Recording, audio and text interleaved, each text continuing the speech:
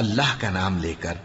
جو بڑا مہربان نہایت رحم والا ہے۔ سب تعریف اللہ ہی کو ہے جس نے اپنے محبوب بندے محمد صلی اللہ علیہ وآلہ وسلم پر یہ کتاب نازل کی اور اس میں کسی طرح کی کجی اور پیچیدگی نہ رکھی، بلکہ سیدھی اور سلیس اتاری تاکہ لوگوں کو عذاب سخت سے جو اس کی طرف سے آنے والا ہے ڈرائے، اور مومنوں کو جو نیک عمل کرتے ہیں خوشخبری سنائے کہ ان کے لیے ان کے کاموں کا نیک بدلہ یعنی بہشت ہے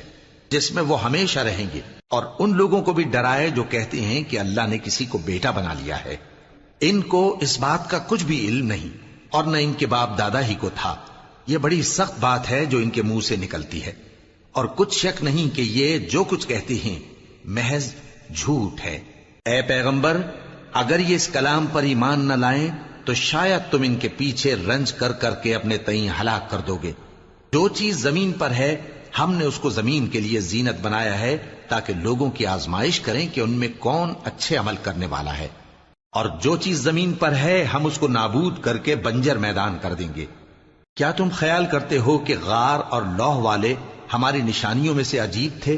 جب وہ نوجوان غار میں جا رہے تو کہنے لگے کہ اے ہمارے پروردگار، ہم پر اپنے ہاں سے رحمت نازل فرما اور ہمارے کام میں درستی کے سامان مہیا کر۔ تو ہم نے غار میں کئی سال تک ان کے کانوں پر نیند کا پردہ ڈالے رکھا، یعنی ان کو سلائے رکھا،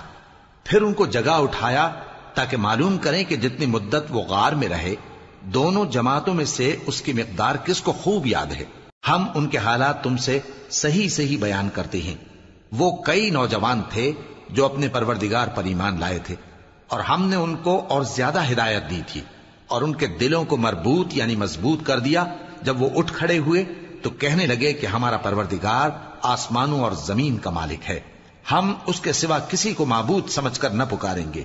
اگر ایسا کیا تو اس وقت ہم نے بے عقلی کی بات کی۔ ان ہماری قوم کے لوگوں نے اس کے سوا اور معبود بنا رکھے ہیں،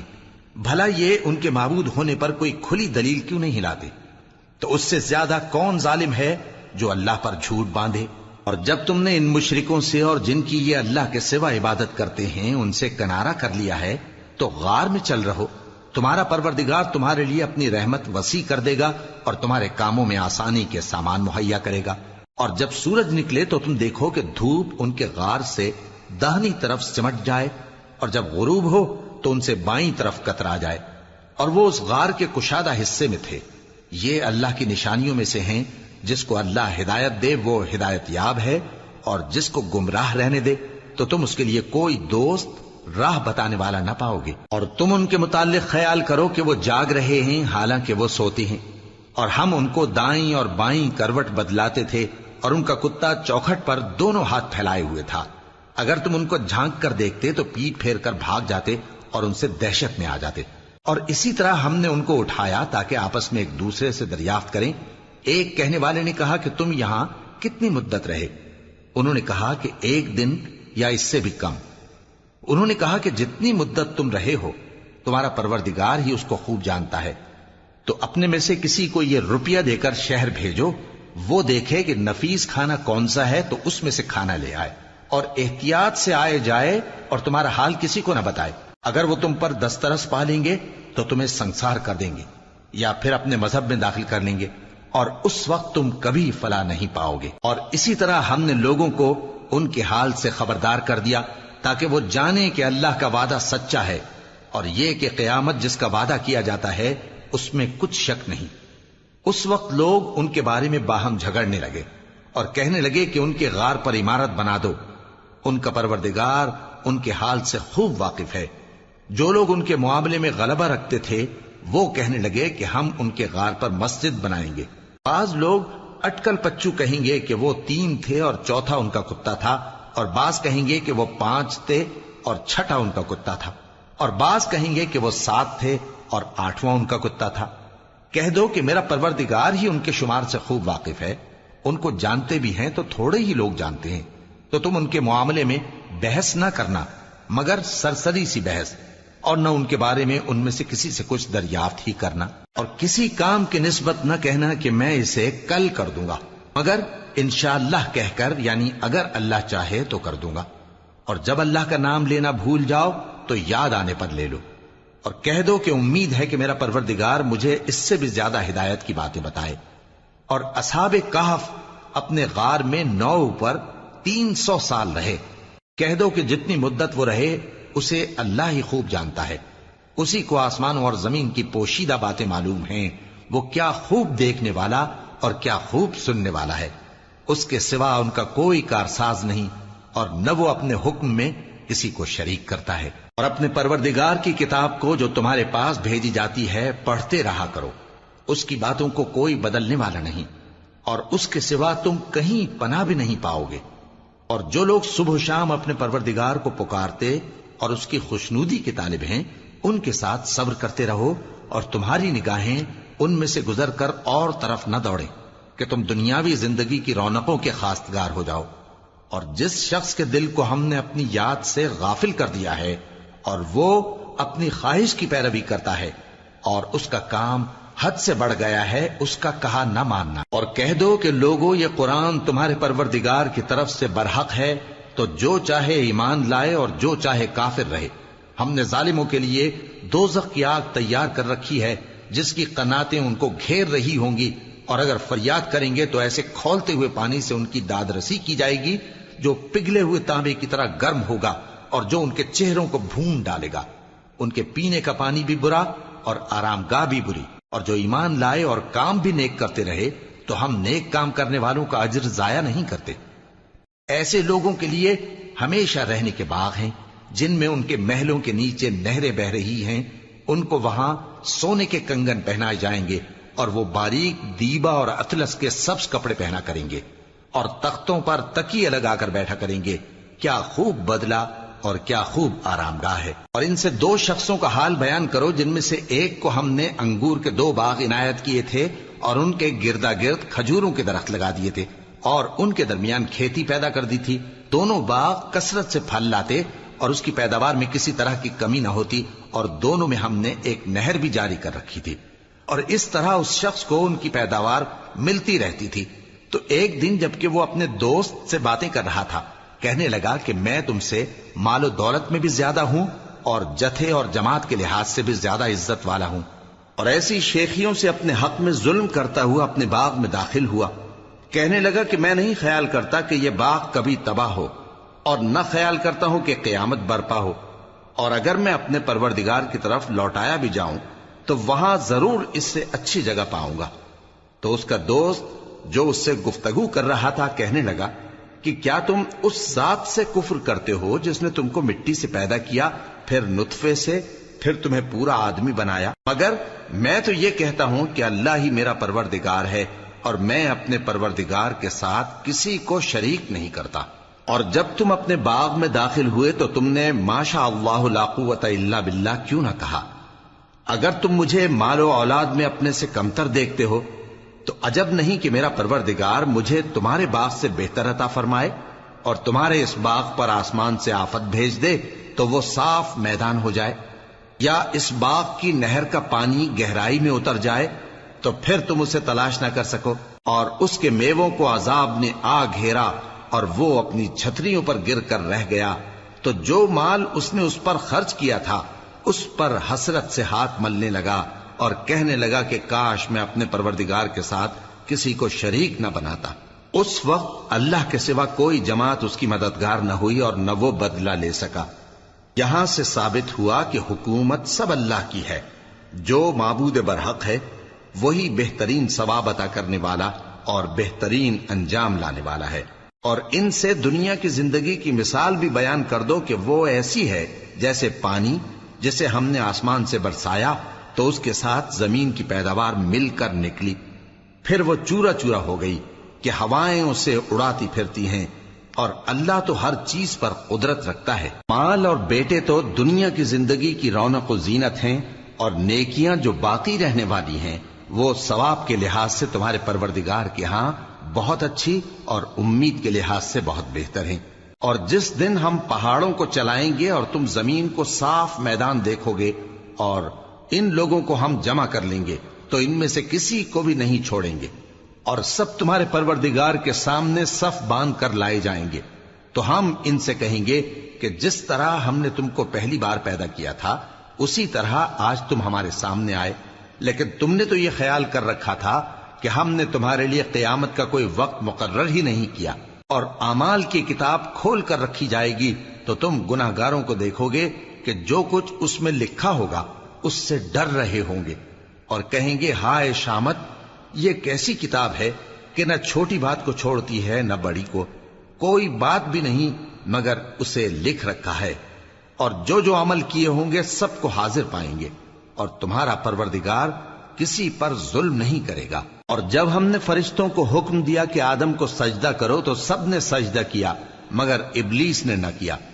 وہ جنات میں سے تھا تو اپنے پروردگار کے حکم سے باہر ہو گیا۔ کیا تم اس کو اور اس کی اولاد کو میرے سوا دوست بناتے ہو، حالانکہ وہ تمہارے دشمن ہیں، اور شیطان کی دوستی ظالموں کے لیے اللہ کی دوستی کا برا بدل ہے۔ میں نے ان کو نہ تو آسمانوں اور زمین کے پیدا کرنے کے وقت بلایا تھا اور نہ خود ان کے پیدا کرنے کے وقت، اور میں ایسا نہ تھا کہ گمراہ کرنے والوں کو مددگار بناتا۔ اور جس دن اللہ فرمائے گا کہ اب میرے شریکوں کو جن کی نسبت تم معبود ہونے کا گمان رکھتے تھے بلاؤ، تو وہ ان کو بلائیں گے مگر وہ ان کو کچھ جواب نہ دیں گے، اور ہم ان کے درمیان ہلاکت کی ایک جگہ بنا دیں گے، اور گناہگار لوگ دوزخ کو دیکھیں گے تو یقین کر لیں گے کہ وہ اس میں پڑنے والے ہیں،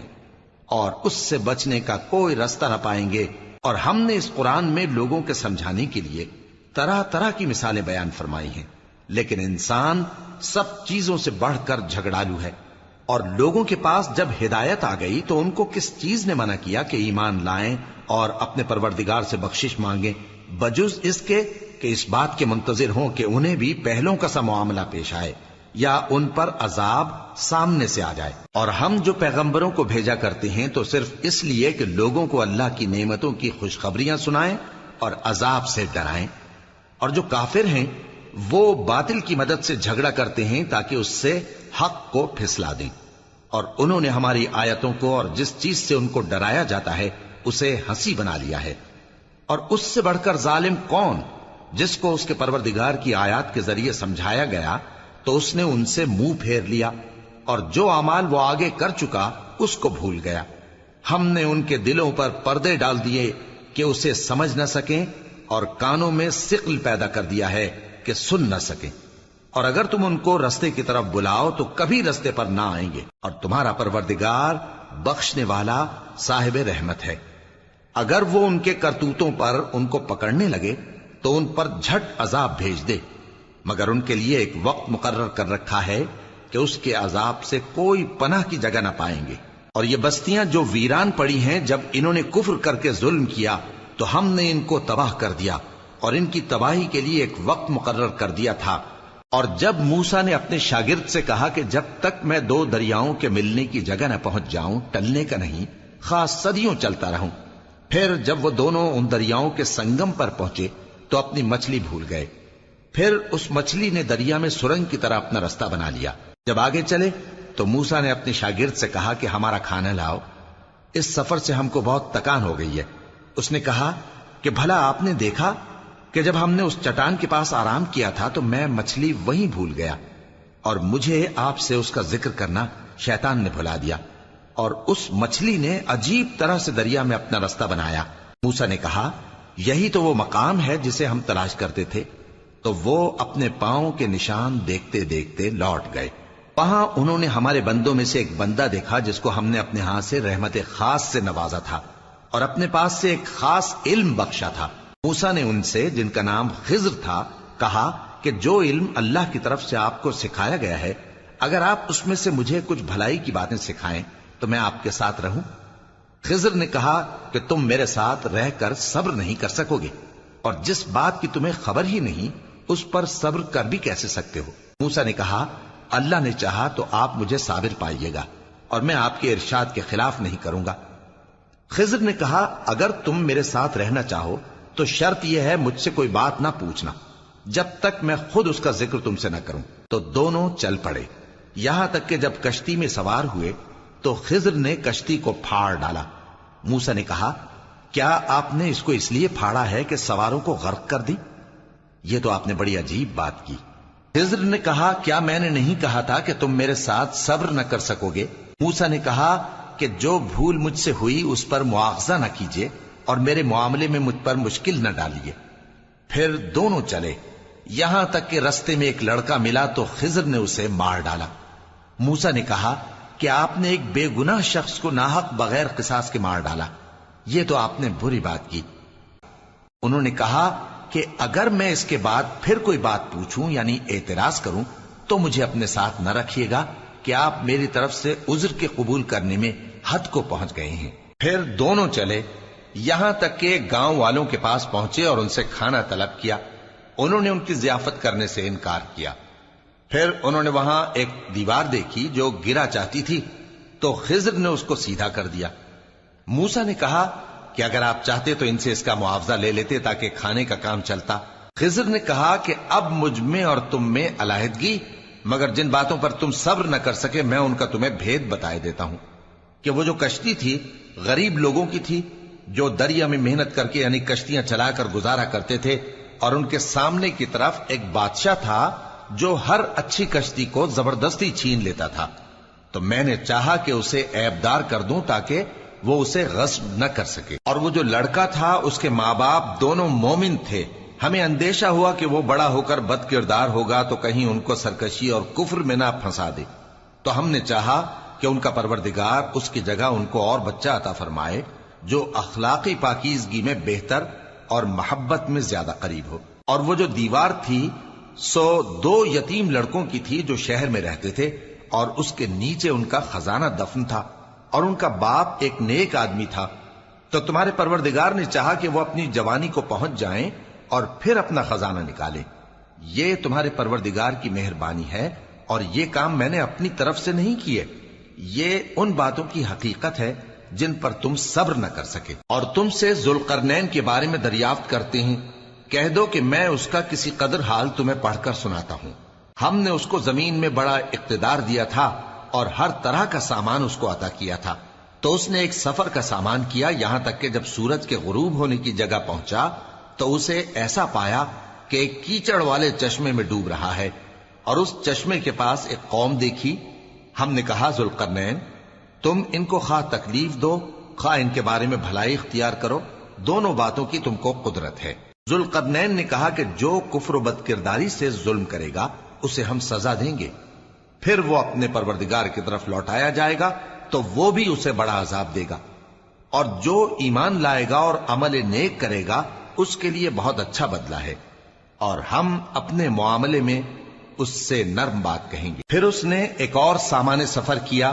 یہاں تک کہ سورج کے طلوع ہونے کے مقام پر پہنچا تو دیکھا کہ وہ ایسے لوگوں پر طلوع ہوتا ہے جن کے لیے ہم نے دھوپ سے بچاؤ کی کوئی اوٹ نہیں بنائی تھی۔ حقیقت یوں ہی تھی، اور جو کچھ اس کے پاس تھا ہم کو سب کی خبر تھی۔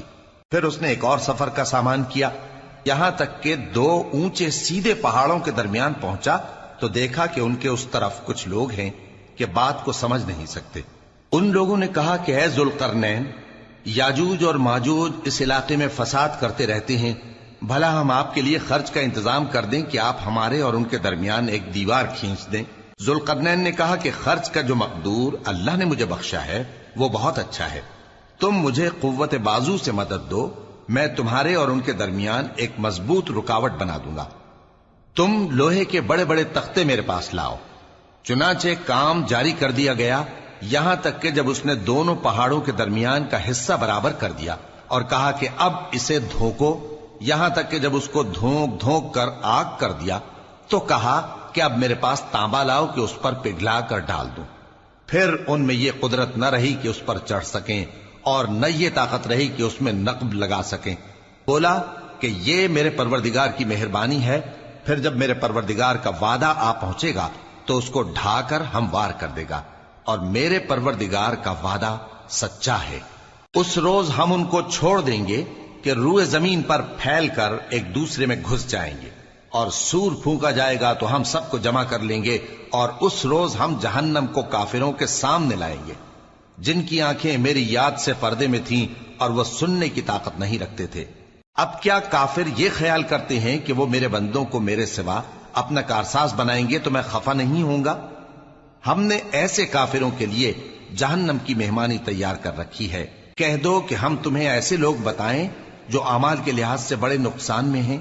یہ وہ لوگ ہیں جن کی دوڑ دھوپ دنیا کی زندگی میں برباد ہو گئی اور وہ یہ سمجھے ہوئے ہیں کہ وہ اچھے کام کر رہے ہیں۔ یہ وہ لوگ ہیں جنہوں نے اپنے پروردگار کی آیتوں کو نہ مانا اور اس کے سامنے جانے سے انکار کیا، تو ان کے اعمال ضائع ہو گئے۔ سو ہم قیامت کے دن ان کے لیے کچھ بھی وزن قائم نہیں کریں گے۔ یہ ان کی سزا ہے، یعنی جہنم، اس لیے کہ انہوں نے کفر کیا اور ہماری آیتوں اور ہمارے پیغمبروں کی ہنسی اڑائی۔ جو لوگ ایمان لائے اور عمل نیک کیے ان کے لیے بہشت کے باغ بطور مہمانی ہوں گے، ہمیشہ ان میں رہیں گے اور وہاں سے مکان بدلنا نہ چاہیں گے۔ کہہ دو کہ اگر سمندر میرے پروردگار کی باتوں کے لکھنے کے لیے روشنائی ہو تو قبل اس کے کہ میرے پروردگار کی باتیں تمام ہوں سمندر ختم ہو جائے، اگرچہ ہم ویسا ہی اور اس کی مدد کو لائیں۔ کہہ دو کہ میں تمہاری طرح کا ایک بشر ہوں، البتہ میری طرف وہی آتی ہے کہ تمہارا معبود وہی ایک معبود ہے۔ تو جو شخص اپنے پروردگار سے ملنے کی امید رکھے چاہیے کہ عمل نیک کرے اور اپنے پروردگار کی عبادت میں کسی کو شریک نہ بنائے۔ شروع